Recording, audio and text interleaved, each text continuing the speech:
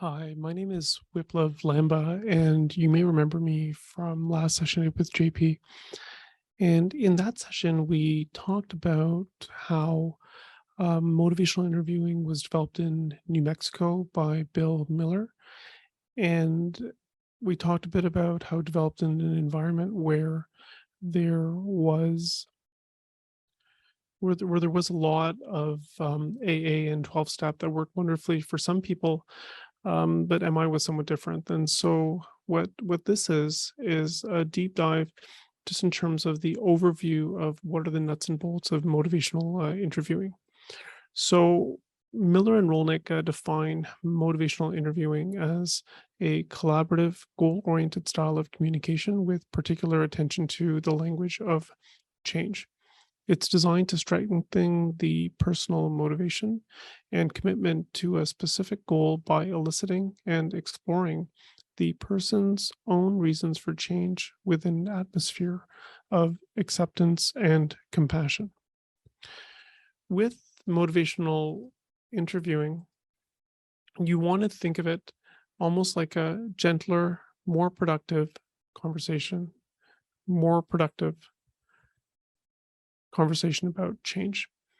And even though when people normally learn about it, they learn about it through experiential exercises, I'm just going to cover the basics here in terms of the main themes. If you're able to incorporate the spirit of MI, usually you start doing this stuff without realizing you're doing it. And in MI, it's a bit different than traditional medicine, where it's more of a partnership as opposed to sometimes putting pressure on people that need to do things. There's acceptance about how the person is, as opposed to this authority figure where we have to tell you how to do things properly. And as opposed to education, which we do in medicine and psychology and psychotherapy a lot, it's more about evocation. It's about getting the person to speak, getting them to give their reasons for change. And all of this is done under the framework of compassion. And so it's all about compassion for the individual. And the hope is that by adding that compassion, it takes away a bit of some of that manipulative lens for it. When we think about normal conversation, we can either guide, follow, or direct people. You know, you think about directing. If somebody says, "Hey, how do I do this? How do I replace my shingles?" and you know how, you may give them a step-by-step instruction. We may follow. So if someone has someone who passed away and they just want someone to sit there with them and to listen to them talk about whatever the experiences are, and they don't want advice, that's when we would follow. And in MI, we try to guide. And the way we know we're guiding is when we have an equal number of time spent sort of listening, asking questions, and giving advice. And so for directing, we give a lot more advice, and for following, we listen a lot more. But guiding is a bit of an even level of all three of those things. We also want to be very careful about where we are, right? And this is why I alluded to pre-contemplation sometimes being difficult, because when someone says they're pre-contemplative or seem they're pre-contemplative, we sometimes revert to a form of apathy where we may not fully be engaged with them. And we want an area in the middle where it's not so much sympathy, where we're fully on that roller coaster with the patient. And we don't apathy where we're just waiting for the person to give us a signal. But we want to have one foot firm on the ground and offer a hand. And if they take it, help them up. The way MI works is that the client speech is met by empathic and strategic responses by the therapist. This in turn influences what the client says next. And as the interaction progresses, the client hears themselves say out loud a solution to their problem. There's four main processes in MI, and you can go up or down the ladder. And what you'll find is that you can go up and down the ladder um, at a different pace and be at a different level for different substances or behaviors. So, for example, for cannabis, someone may be more in the engagement phase, but for opiates, they may be more in the planning step by step. And so, you want to engage them into a conversation. You'd want to help focus on a target of change. You'd want to evoke hope, commitment, and confidence for it. And then you start the planning phase. And historically, when we think about the key principles of MI, it doesn't involve giving advice or goal setting. But as it's evolved, we realize once somebody's engaged and ready to go, they're ready to goal set, and they wanted a way that they could frame all of these within these things. When you talk to Bill Miller, who was one of the founders of MI, he'll say he's never done really more than 2 to 3 motivational interviewing sessions with someone, because after that, you can figure out what they want to do, and then you can help them work through that piece. One thing that's incredibly important, and this is a photo that was taken by Carolyn Cooper, who was one of my big mentors in MI. She spent a lot of time with me back in 2010 and 2011, helping me learn the facilitation skill, giving feedback, and making sure that I was able to get some of the key skills, both in terms of the clinical interview and the presentation. And this was a figure in a story that she regularly uses, where she talks about MI almost being like a dish or a recipe. And there's certain key ingredients. And depending on what dish you're making, you can adjust the dose of the ingredients, or the amount or the grams of each ingredient to try to build the thing that you would like. And the 4 ingredients are really the technical skills. So open-ended questions, affirmations, reflections, and summaries. And another metaphor people really like to use is canoeing. And so for those of you that have canoed, who does the leading? Who decides where the canoe goes? That's right, it's the person who's at the back. So the person in the front can just sort of paddle and paddle and paddle, and it's the back that sort of guides the approach. And then there's different strokes. There's these small strokes, these J strokes, which are more like reflections. And then there's this wide stroke. I don't canoe or paddle, so I don't know what it is, but there's this wide stroke. You can change your direction 90 or more than 90 degrees, and those are the open-ended questions. And so open-ended questions, affirmations, reflections, and summaries are the key technical skills. As you can imagine, open-ended questions cannot easily be answered by yes or no, or with a single word response. They contribute to moving the conversation along, and it gives you more material to work with. And you can use these to dramatically steer the direction of the conversation.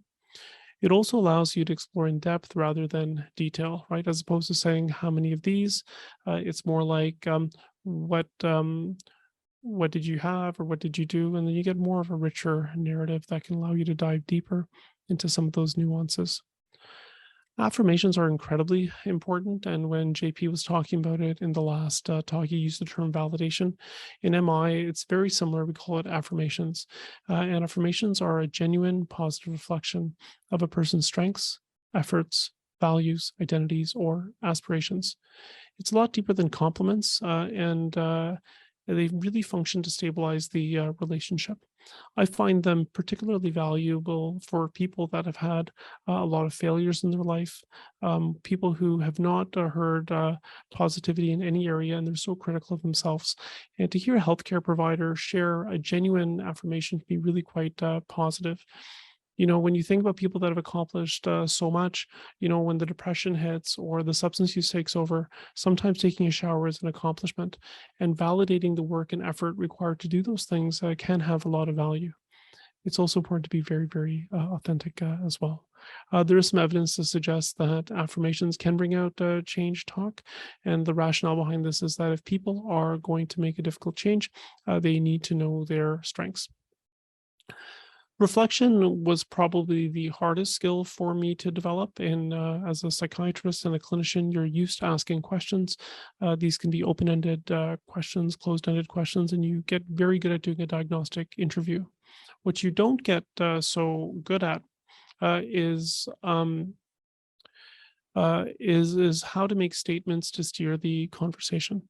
And so what you do is you make a strategic guess about what the speaker means in terms of whatever they say out loud, and you make it as a statement.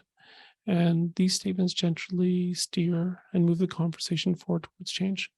And when you get really, really good at MI, what you end up doing is that you would do about at least 2 to 1 reflections per question.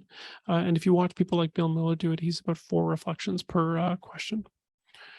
There's different kinds of reflections you can use. So you can use simple, like parroting, paraphrasing, getting the gist. These tend to convey understanding. You can also go a little bit deeper. You can make complex, and you can add substantial meaning or emphasis to what a person says. You can do things like reflecting both sides. On the one hand, you really enjoy how cigarettes taste. On the other hand, your family members hate the smell and you can't walk upstairs anymore. You could also overshoot or undershoot for effect. So you could say, oh, you've never been sober before, or it's been really easy to be sober. And by making that statement, you're probably a little bit wrong. And if you have a good rapport, the patient will correct you about that. You can reflect emotions or sensations. You can also reflect values and identities. And this is just sort of going to a deeper level. The last part is summaries. The last ingredient is summaries. And this allows you to really check the map to see where you've been, where you're going next. And some people, and Carolyn Cooper would do this thing where she'd always talk about like a bouquet of flowers, where you pick back the most important things the person said to you and you share it back with them with the goal of making them know that you sort of understand and you know what they've been through, but also with the goal of solidifying whatever they've said and whatever that plan is moving forward. This is a cartoon I think was originally done by Caton when we gave this talk several years back. And I think it's really important to know that in motivational interviewing, we moved a little bit away from pre-contemplation, contemplation, action, those things. And we think more about change talk versus sustain talk. So change talk occurs when the person talks about the reason they want to change, and sustain talk are the reasons that people want to stay the same. And what you'll notice is that really it's both sides of the same coin. And so as an MI therapist, we almost want to build up that preparatory change talk. Desire, ability, reason, need. I want to, I can, I have to, I need to.